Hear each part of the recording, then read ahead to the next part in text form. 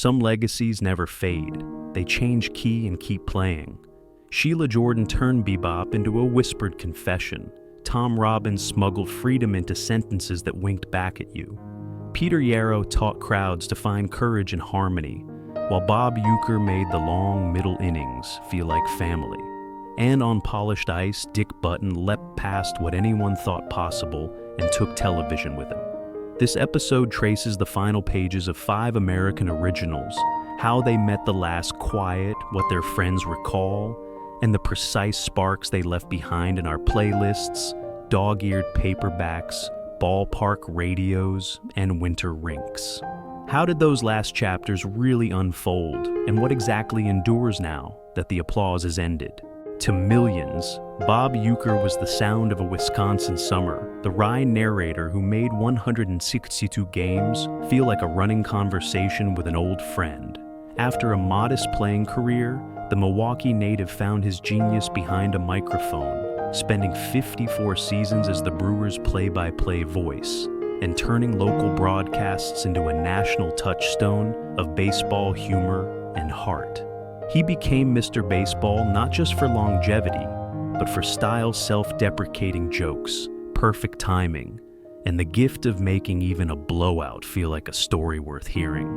Uecker's reach stretched far beyond the Booth Ford C. Frick Award, 2003 from the Hall of Fame, scene-stealing turns, as Harry Doyle in Major League, a sitcom star on Mr. Belvedere, and well over 100 visits to The Tonight Show that broadcast his deadpan to the whole country. When he died on January 16, 2025, at 90, tributes remembered the private fight he'd kept quiet small-cell lung cancer and the uncommon intimacy of a voice that grew up with its audience. For Brewers fans, he was family. For everyone else, he was proof that baseball told well is really about people. In the last act, Bob Uecker did what few broadcasters manage. He made smaller circles feel bigger. Travel had become selective. He'd limited himself largely to home games. But the booth at American Family Field still felt like a porch where the state pulled up a chair. Even at 90, he opened the 2024 season for a record, the 54th year, the cadence intact. The deadpan undimmed, the pauses placed exactly where a smile should land. Privately, the fight was harder. Uecker had been battling small cell lung cancer since early 2023. The family and club kept the details close, and listeners mostly heard only the familiar rhythm of innings and asides.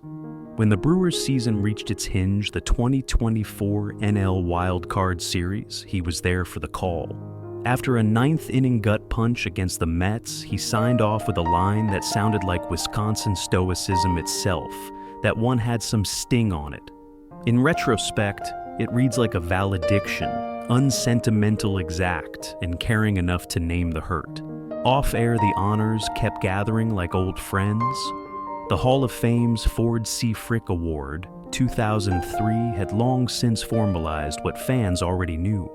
But in his final season, the tributes turned local. Again, ballpark ceremonies, broadcast montages, a city rehearsing how to say thank you. The club's retrospective captured the essence. Uecker didn't just describe baseball. He made 162 games feel livable, comic in blowouts, humane in losses, never louder than the moment. What changed at the end was only the radius. The jokes were shorter, the schedule tighter, the walk to the booth slower. But the covenant held: tell the truth, keep people company, and let the game breathe. When the 2025 season dawned without him, teammates and fellow broadcasters described the silence between pitches as the first place they felt his absence, an air that used to be full of timing. The voice was gone, the rhythm remained. On January 16, 2025, Bob Uecker died at 90, the Brewers announcing the news in a statement that read like a citywide sigh. His family disclosed what listeners hadn't known. He had been privately battling small cell lung cancer since early 2023. Reports added the most intimate detail at home. In Menomonee Falls, Wisconsin, a quiet closing, consistent with the man who preferred the game to be the show. There was no spectacle, only the confirmation that the voice that had kept Milwaukee company for 54 seasons was now part of the park's echo. Mourners reached for a line from his last broadcast the previous October after a ninth-inning collapse in the 2024 NL Wildcard Series. Uecker signed off with a simple verdict that one had some sting on it, a phrase that in hindsight felt like a valediction, unsentimental, exact caring enough to name the hurt. The official notices were spare, and Humane Family Home, a private fight kept private leaving fans to supply the soundtrack clips of innings that bloomed into stories, the deadpan that turned blowouts into porch conversations, and the pauses where you could hear 90 summers breathe. For Brewers fans, he wasn't a celebrity at all. He was the room tone. The last scene honored that truth by staying small. The tributes arrived like a summer chorus, teammates, broadcasters, comedians, governors, and generations of Brewers fans all describing the same gift company. For 54 seasons, Bob Uecker turned Milwaukee's ball games into a ritual of warmth and timing. The Hall of Fame had recognized that long ago with the Ford C. Frick Award 2003. But the remembrances made clear that the honor was only a footnote to the companionship he provided. Obituaries and the club's statement filled in what he'd kept private, a small cell lung cancer fight that began in early 2023, born with the stoicism listeners heard between pitches. Even his last call carried the tone, fans loved unsentimental exact. After the 2024 wildcard loss, he signed off with that. One had a little sting to it, a line mourners repeated as if it were written for grief itself. The city answered with ritual. The Brewers announced an August celebration of life at American Family Field. When it arrived, the ceremony gathered Bob Costas, Bud Selig, Robin Yount, George Brett, Christian Yelich, and more to thank the voice that had narrated their summers. What people kept saying was simple. He didn't just call baseball, he kept people company. That finally was the legacy, timing, and tenderness now woven into the park's echo. Before figure skating became television's winter poetry, Dick Button had already redrawn its grammar. The Inglewood, New Jersey prodigy captured back-to-back Olympic gold medals, St. Moritz 1948 and Oslo 1952, and a run of 5 consecutive world titles, then made history in the air, the first double axel in competition, and the first triple jump, triple loop. Those leaps didn't just raise difficulty, they reset what artistry could include. When his competitive career ended, Button did something rarer. Still, he became the sport's clearest explainer. For decades on American television, he fused exacting standards with plain-spoken delight, turning households into educated audiences and skating into a national ritual each winter. Colleagues would later call him the voice of figure skating. Fans remember how his metaphors made edges visible. Button died on January 30th, 2025 at 95 in North Salem, New York, prompting formal tributes from U.S. figure skating, the ISU, and major outlets each stressing the same 2 facts. He changed what was possible on the ice, and he taught millions how to see it. The innovations, the titles, the Emmy-winning analysis, they add up to a single through-line. Dick Button made skating braver, and he made audiences braver too. In the final chapter of his public life, Dick Button did what he'd always done, explain the sport he'd reinvented only at a quieter distance. After 4 decades as television's most candid analyst, an Emmy in 1981, and induction into the Sports Broadcasting Hall of Fame, in 2015 he kept showing up when the moment mattered, lending historical context on NBC during Torino, 2006 presiding as lead judge on Skating with the Stars in 2010, and popping up in retrospectives where his metaphors still made edges visible. The tone had softened a degree, but the standards hadn't. Away from the booth, Button embraced the elder statesman role he helped invent. Through Candid Productions, he had long ago created the World Professional Figure Skating Championships, a TV laboratory that let greats keep working after the Olympics. And he remained proud of the way it widened the stage for artistry. Late career interviews and appreciations often return to this producer's eye, what makes a program communicate why risk matters, and how television could help an audience see the blade, not just the jump. The man who once turned critique into a kind of care also wrote it down. His 2013-2014 book, Push Dick's Button, reads like a rinkside conversation in part how-to, part history, part puckish memoir. And it kept him in the discourse, even as younger voices took the headsets. He could still provoke, but mostly he clarified and educated to the end. There was vulnerability in the story too. After a serious brain injury from a fall in 2000, Button recovered and became a spokesperson for the Brain Injury Association of America, framing resilience with the same precision he once gave to takeoffs and landings. In tributes near his death on January 30th, 2025, confirmed by U.S. Figure Skating and the ISU friends and colleagues, emphasized that dual legacy: the athlete who raised the bar and the broadcaster who taught millions how to watch. On January 30th, 2025, Dick Button died at 95 in North Salem, New York, closing a life that had twice reset what figure skating could be, and 4 decades more of teaching the country how to watch it. The news was confirmed publicly by U.S. Figure Skating and the International Skating Union, and by his son Edward, whose statements helped establish the basic facts for early reports. A cause of death was not specified in several major obituaries. Some outlets citing U.S. Figure Skating described it as natural causes. The setting mattered. North Salem had long been Button's quiet base, and the first wave of tributes kept the scene small and humane. No spectacle, just the acknowledgement that the sport's most influential voice had gone silent. The timing added a note of poignancy. The figure skating community was already in mourning after a separate tragedy. The same week which made Button's passing feel less like an isolated event than part of a difficult chapter for the rinkside family he had helped build. What remained even in the bare facts was the shape of his contribution: precision without cruelty, joy without sentimentality.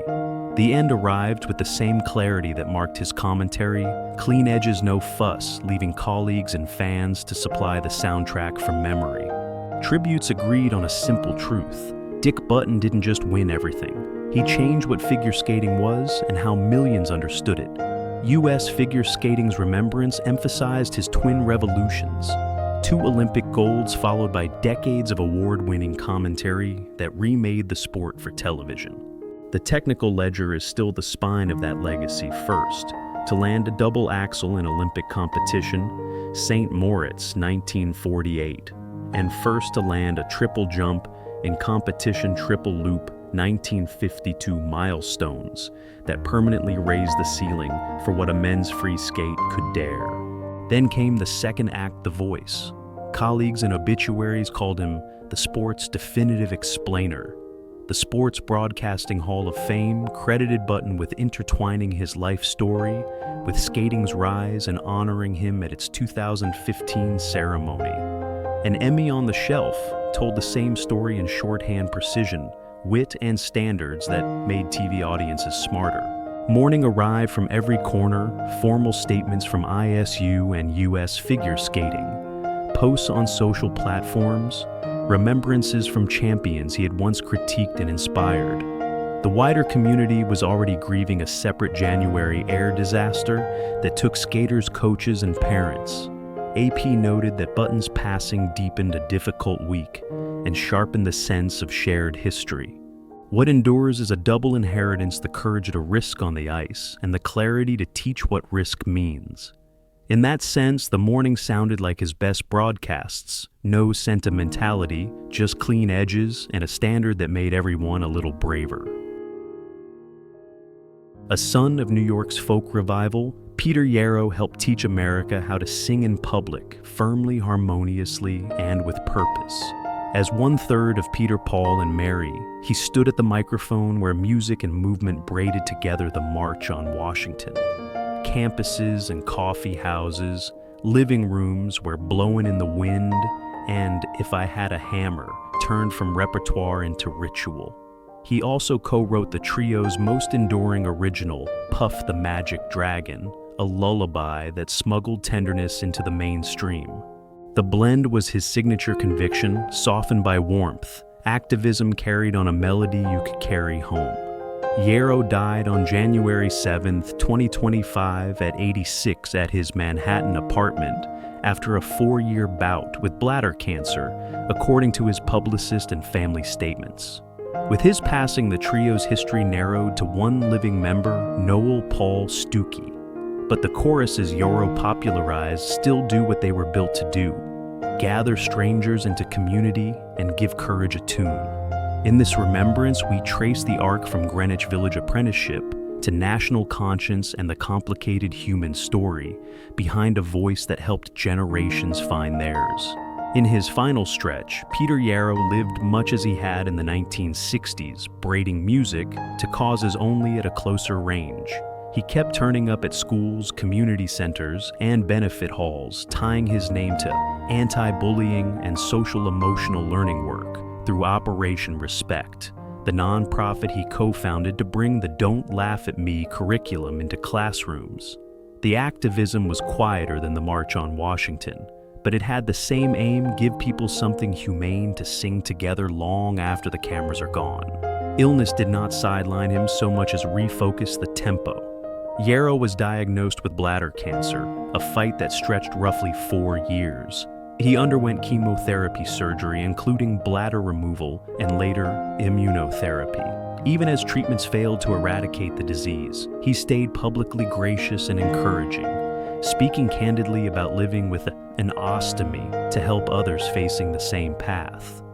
Family statements before and after his death ask that tributes take the form of living generosity.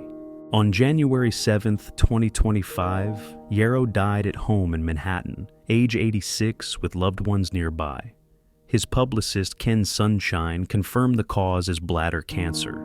National outlets quickly sketched the same small, tender tableau home family and a musician who kept his purpose to the end. In the memorials that followed, colleagues emphasized continuity more than closure.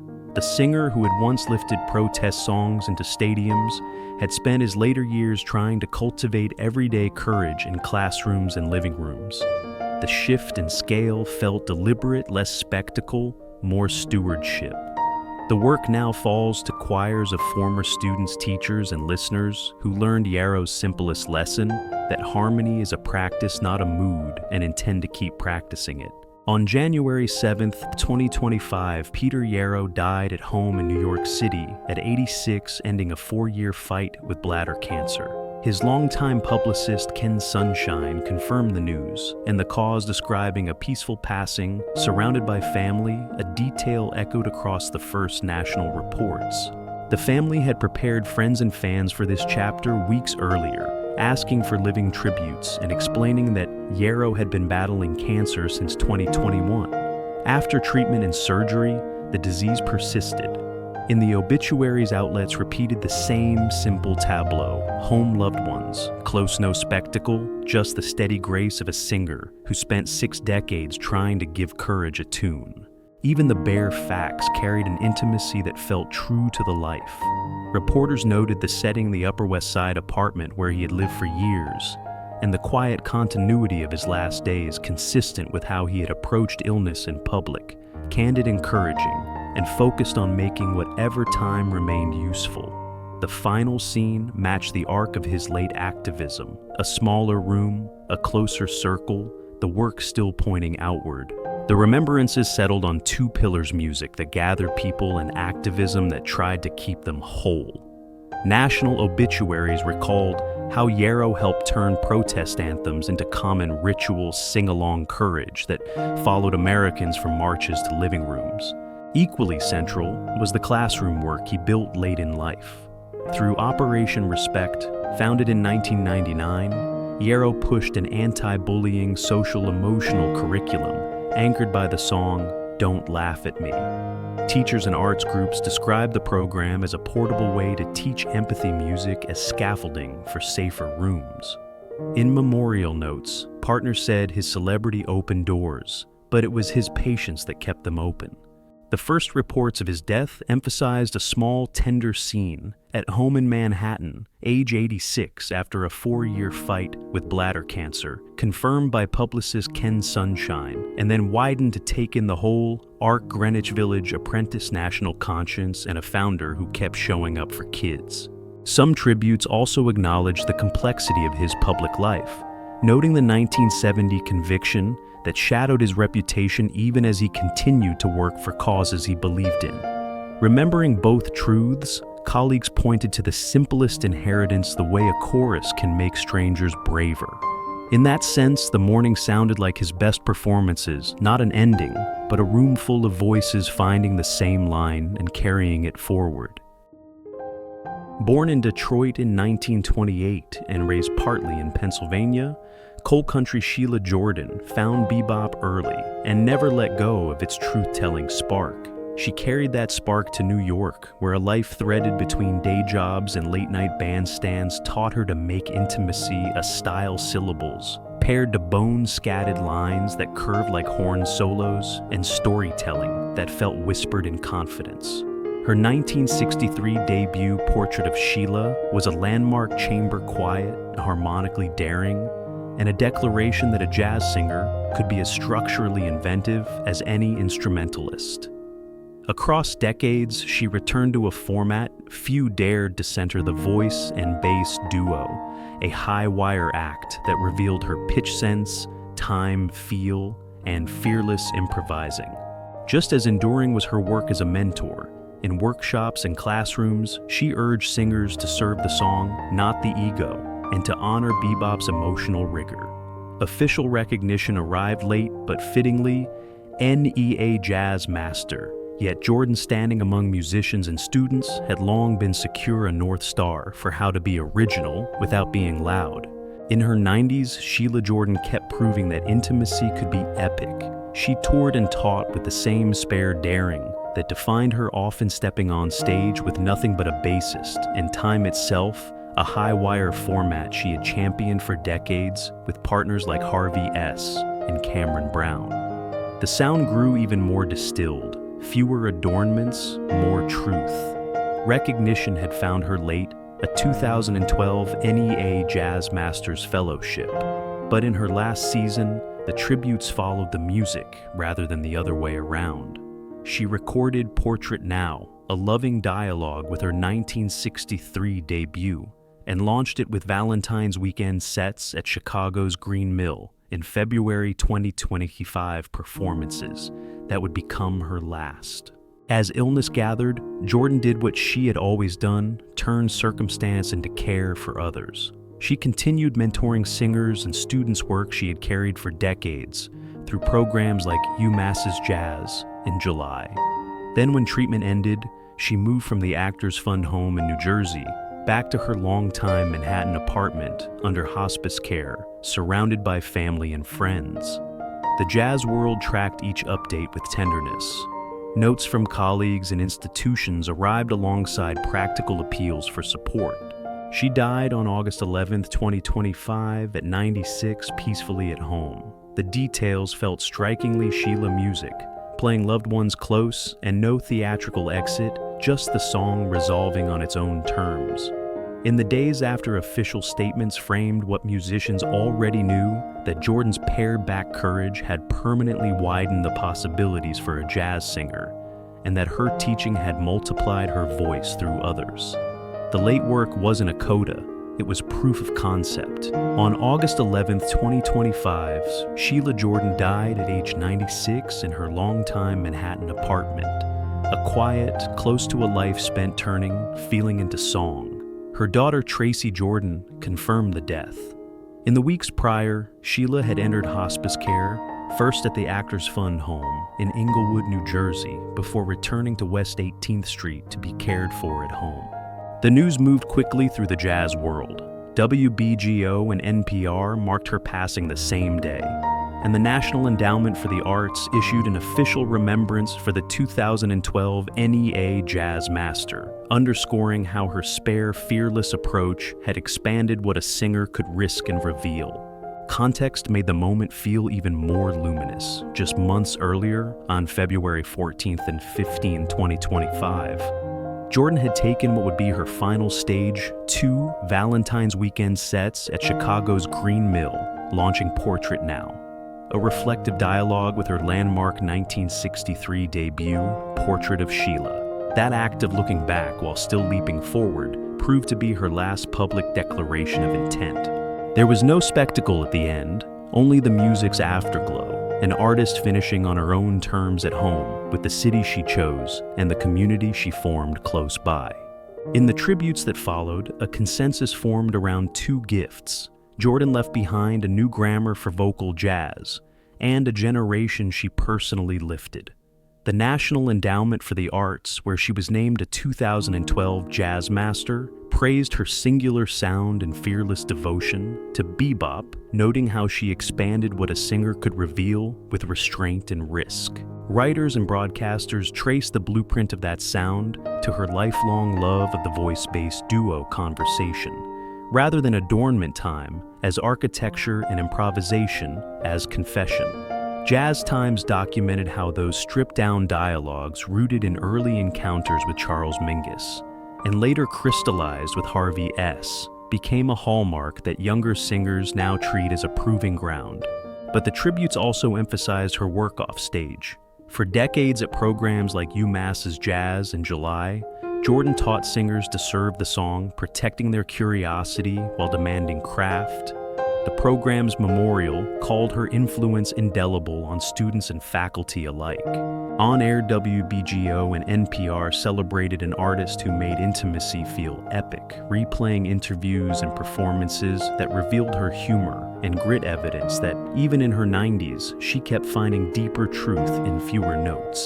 The morning sounded less like silence than a sustained chord musicians, students and fans holding what she taught them and passing it forward.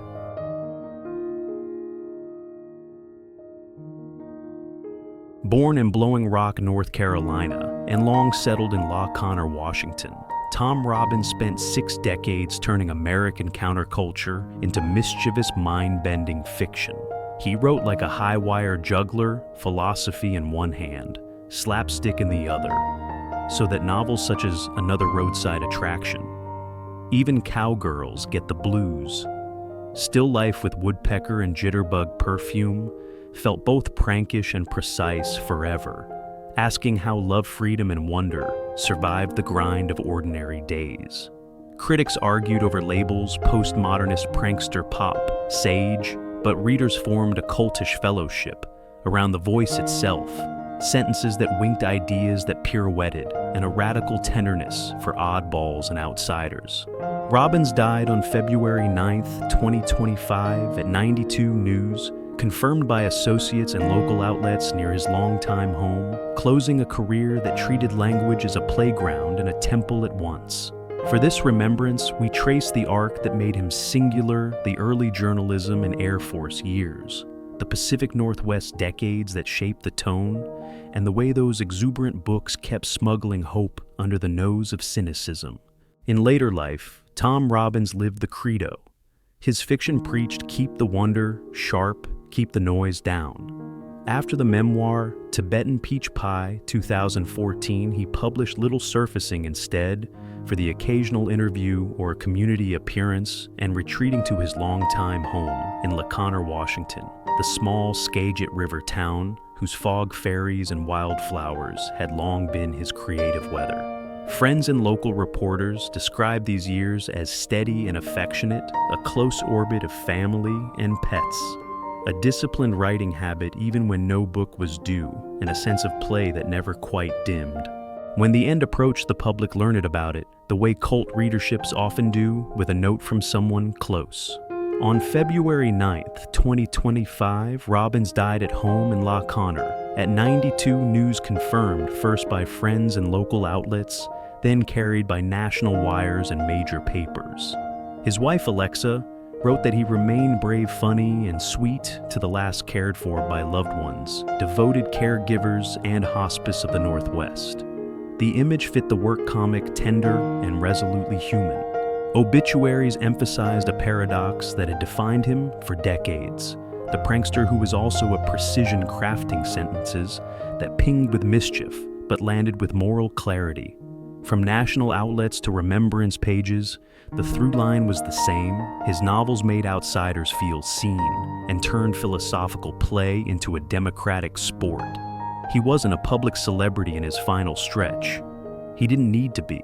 The books were doing the talking, and their following remained intergenerational and fiercely loyal. If there was a lesson in those last chapters, it was this style can be a form of caretaking. Robbins guarded the spark that made his pages crackle, and when the time came, let the life wind down with the same grace, no spectacle, just a door left slightly open for delight. On February 9th, 2025, Tom Robbins died at home in LaConner, Washington at 92, closing a 6-decade conversation with readers that prized wonder over weariness. News first circulated locally, then was confirmed by national outlets. The account was spare and humane. His wife Alexa Robbins wrote that he was surrounded by his family and loyal pets, and that through the last stretch he remained brave, funny, and sweet. Friends emphasized how consistent that felt, with the life private but playful, disciplined but tender. Alexa's note added 2 requests in lieu of spectacle. Remember him by reading his books, and for those moved to consider donations to community anchors he cherished, including Hospice of the Northwest. Local papers echoed the details and tone describing a peaceful passing, cared for by loved ones and devoted caregivers. In the hours after, tributes mapped the quiet logistics of the day onto the literature itself, an ending that refused melodrama, choosing instead the steady light his pages had always kept on. There was no official cause disclosed. There didn't need to be. The final scene home family books felt exactly like a Tom Robbins sentence, mischievous in spirit, exact in feeling, and generous in what it leaves behind. Tributes converged on the same paradox that kept readers loyal for half a century. Tom Robbins was a prankster and a precision, marrying antic plots to sentences engineered with jeweler's care. Obituaries from national outlets emphasized how his zany, idiosyncratic serio-comedies made outsiders feel seen, turning philosophical play into something inclusive and humane. Fans and critics alike traced the lineage of that voice from North Carolina roots to a long, quiet residency in LaConner, Washington, arguing that his work broadened the meaning of American counterculture on the page. The cult following never really dispersed. It simply aged with him and kept handing the books down. Morning arrived in tones he might have appreciated, specific, tender, a little mischievous. Local coverage stressed the domestic grace of his final days at home, surrounded by family and loyal pets, and relayed his family's wish that readers remember him by returning to the work or by donating to community anchors, such as Hospice of the Northwest. That framing felt right for a writer who treated style as caretaking, keep delight alive, and show your care in particulars. As appreciation stacked up, one lesson kept surfacing. Robbins' exuberance wasn't escape, but endurance. The books didn't look away. They looked longer with play as a form of courage. That's why the memorials read less like farewells than invitations to rediscover the sentences that made wonder feel practical. We end where their work still lives, in the places you return to without thinking. A baseline that knows your secrets, a dog-eared page that makes you grin in public, a chorus that finds harmony in a rough week, a ninth-inning voice that keeps you company when the room is quiet, a blade's clean edge tracing courage on winter ice. Sheila Jordan, Tom Robbins, Peter Yarrow, Bob Uecker, Dick Button, 5 very different ways of saying the same thing. Art is a form of care. If one of them shaped your life, tell us the moment you still hear, see, or read. And if this remembrance helped you hold that memory a little closer, stay with us, there are more stories to keep. Like, comment, and subscribe, and we'll meet again in the echoes.